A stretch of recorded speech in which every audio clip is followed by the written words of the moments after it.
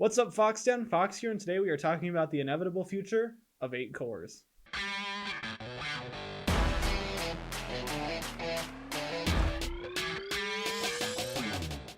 At first, there was the era of the singular core.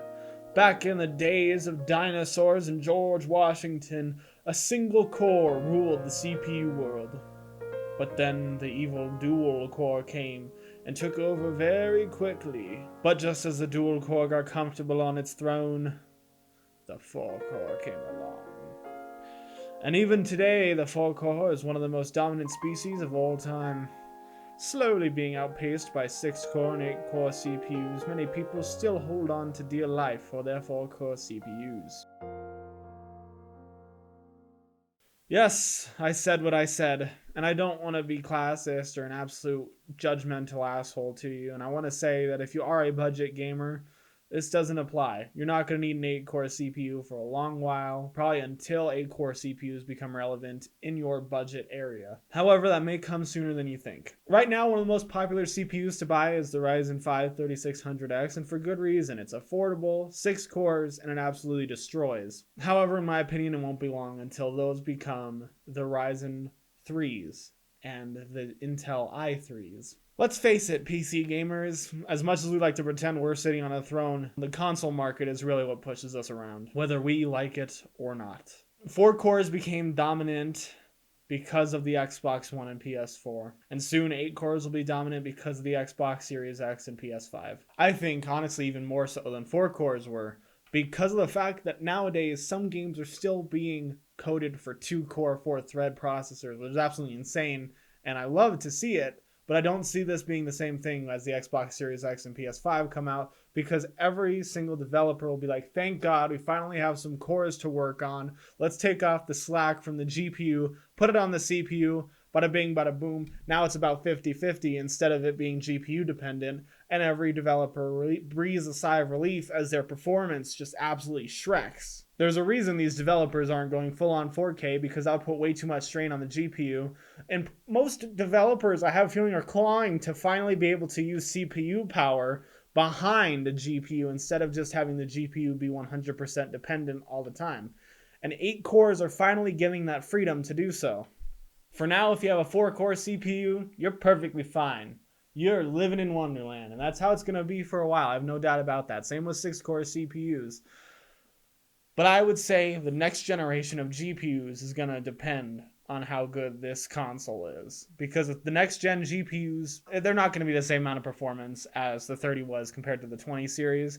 But the 30 series to the 40 series, even if that's just the jump like the 2080 was, then chances are 6-core CPUs are going to be relocated to the 4060 instead of being able to run with the 3070 like it is now. I think you'll see 8-core processors match perfectly with the 4070 and 4080. I think 4080 will probably even need 12. I know that you're saying, well, this is all future talk, but you got to hear me out here, because that's only 2 years away. That's usually how GPUs go. Every other year there's a new one coming out. So in my opinion, you have 2 years with your 4-core CPUs before you start seeing issues. And the reason why is also because of the embargo that Xbox One has, saying that you need to have the Xbox Series X games backwards compatible, which means that the games are still going to have to be coded for 4 cores.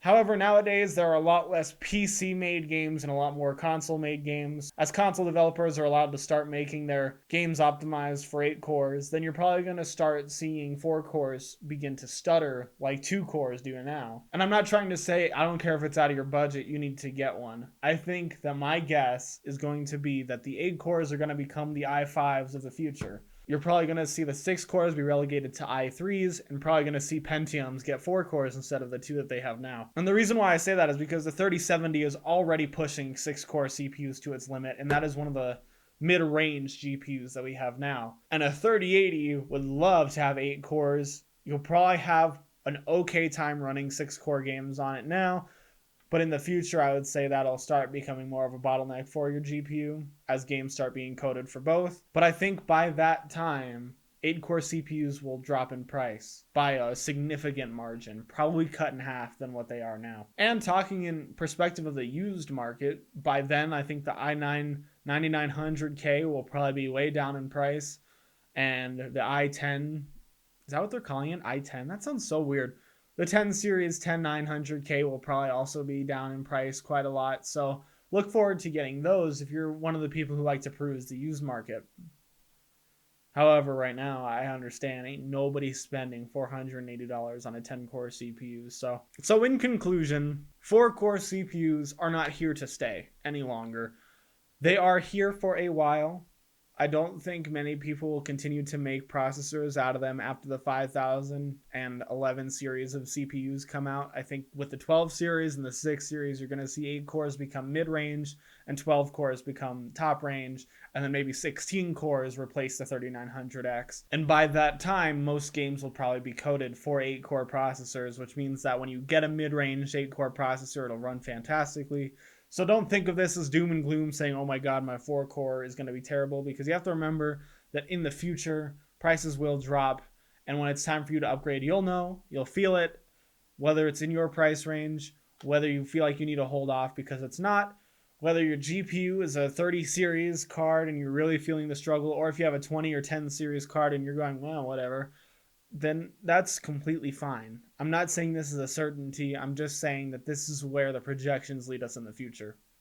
So thank you very much for watching this video. If you liked it, you can like. If you disliked it, you can dislike. I understand in this video that some people may dislike this video because it is a lot of baseless claims and hypotheses that I'm making right now that I don't have the evidence for, because that's not really what this channel is about.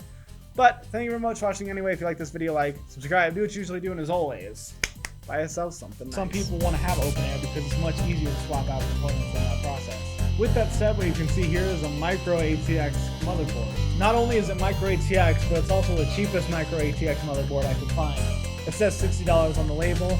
I'm not sponsored by Micro Center, but I gotta tell you, their prices are absolutely insane. That only costed me $40. But with